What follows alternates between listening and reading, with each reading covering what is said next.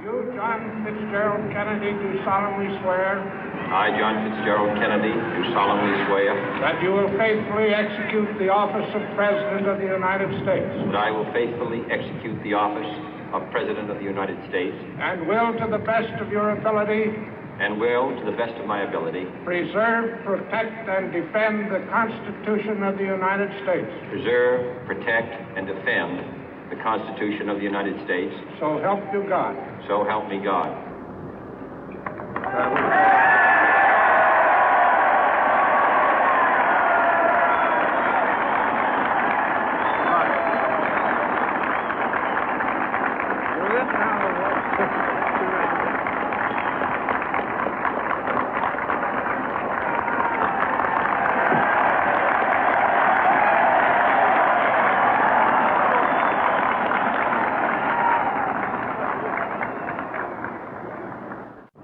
Vice President Johnson, Mr. Speaker, Mr. Chief Justice, President Eisenhower, Vice President Nixon, President Truman, Reverend clergy, fellow citizens.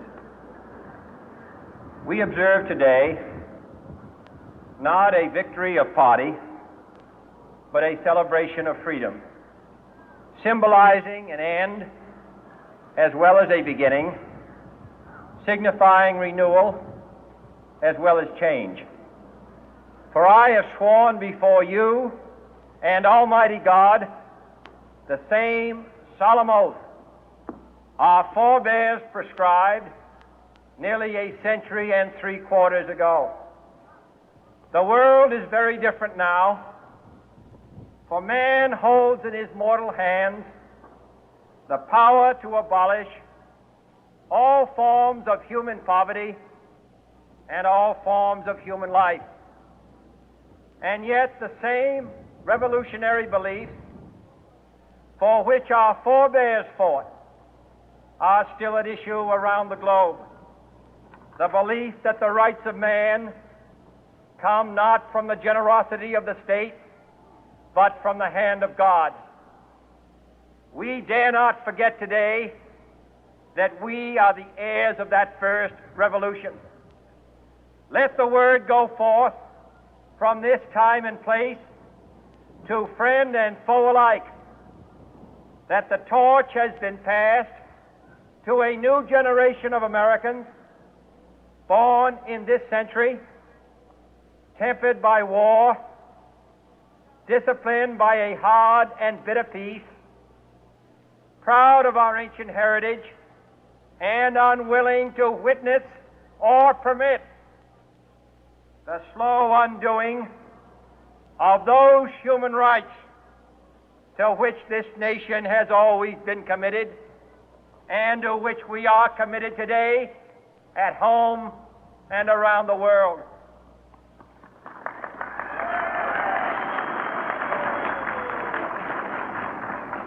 Let every nation know, whether it wishes us well or ill, that we shall pay any price, bear any burden, meet any hardship, support any friend, oppose any foe to assure the survival and the success of liberty.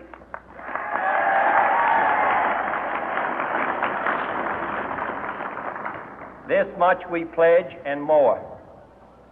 To those old allies whose cultural and spiritual origins we share, we pledge the loyalty of faithful friends.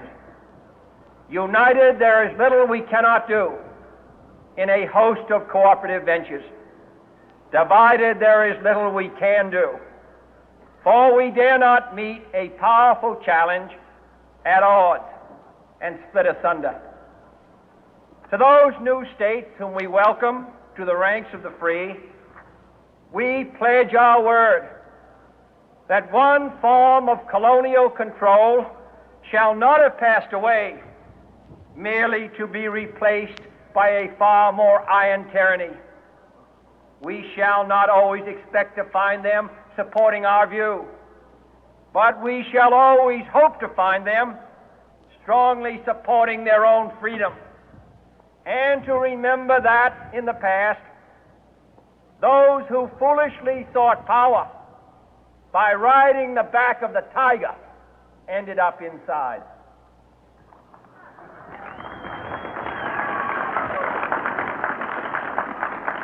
To those people in the huts and villages of half the globe struggling to break the bonds of mass misery, we pledge our best efforts to help them help themselves for whatever period is required, not because the communists may be doing it, not because we seek their votes, but because it is right.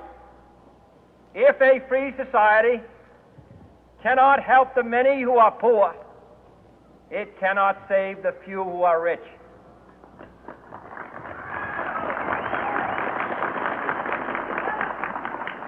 To our sister republics south of our border, we offer a special pledge to convert our good words into good deeds, in a new alliance for progress, to assist free men and free governments in casting off the chains of poverty. But this peaceful revolution of hope cannot become the prey of hostile powers. Let all our neighbors know that we shall join with them to oppose aggression or subversion anywhere in the Americas. And let every other power know that this hemisphere intends to remain the master of its own house.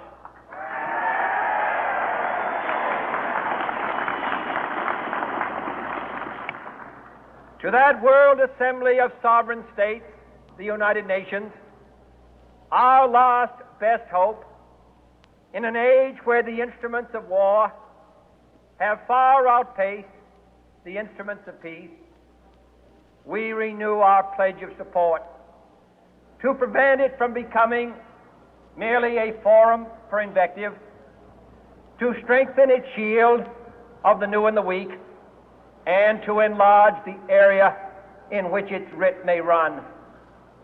Finally, to those nations who would make themselves our adversary, we offer not a pledge, but a request that both sides begin anew the quest for peace.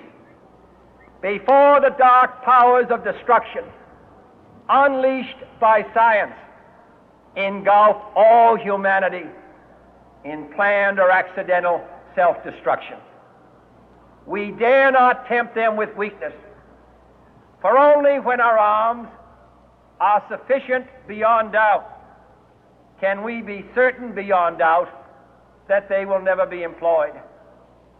But neither can two great and powerful groups of nations take comfort from our present course, both sides overburdened by the cost of modern weapons, both rightly alarmed by the steady spread of the deadly atom, yet both racing to alter that uncertain balance of terror that stays the hand of mankind's final war.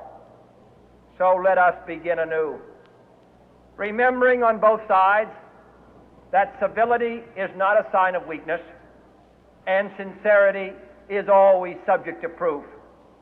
Let us never negotiate out of fear, but let us never fear to negotiate.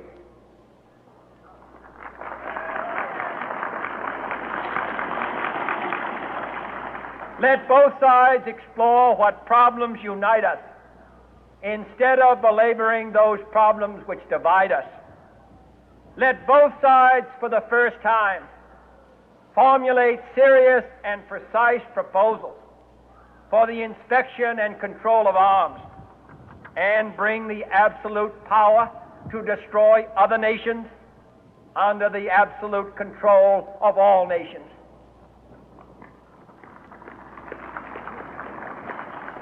Let both sides seek to invoke the wonders of science instead of its terrors. Together, let us explore the stars, conquer the deserts, eradicate disease, tap the ocean depth, and encourage the arts and commerce.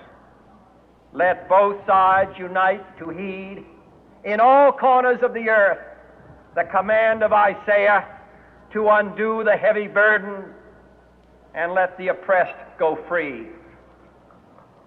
And if a beachhead of cooperation may push back the jungle of suspicion, let both sides join in creating a new endeavor, not a new balance of power, but a new world of law, where the strong are just and the weak secure and the peace preserved. All this will not be finished in the first 100 days, nor will it be finished in the first 1,000 days, nor in the life of this administration, nor even perhaps in our lifetime on this planet. But let us begin.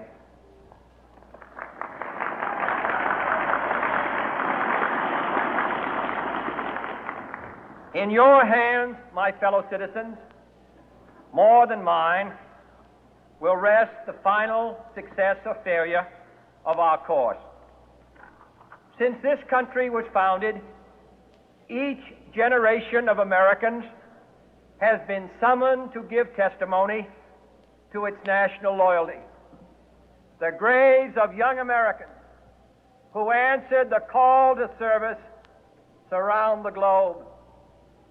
Now the trumpet summons us again, not as a call to bear arms, though arms we need, not as a call to battle, though in battle we are, but a call to bear the burden of a long twilight struggle, year in and year out, rejoicing in hope, patient in tribulation, a struggle against the common enemies of man, tyranny, poverty, disease, and war itself.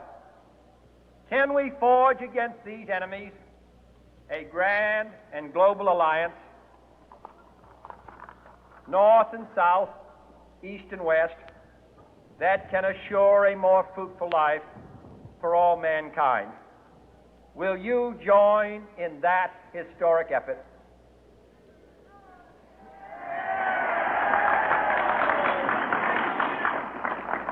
In the long history of the world, only a few generations have been granted the role of defending freedom in its hour of maximum danger.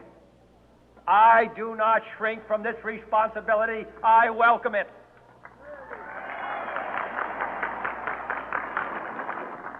I do not believe that any of us would exchange places with any other people or any other generation. The energy, the faith, the devotion which we bring to this endeavor will light our country and all who serve it. And the glow from that fire can truly light the world.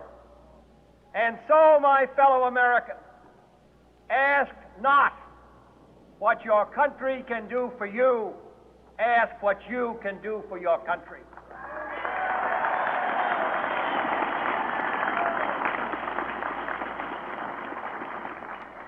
My fellow citizens of the world, ask not what America will do for you, but what together we can do for the freedom of man.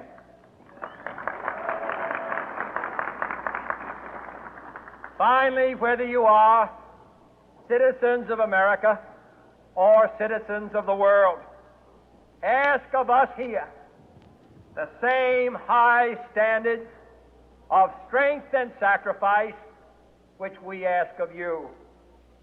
With a good conscience, our only sure reward, with history the final judge of our deeds, let us go forth to lead the land we love, asking His blessing and His help, but knowing that here on earth, God's work must truly be our own.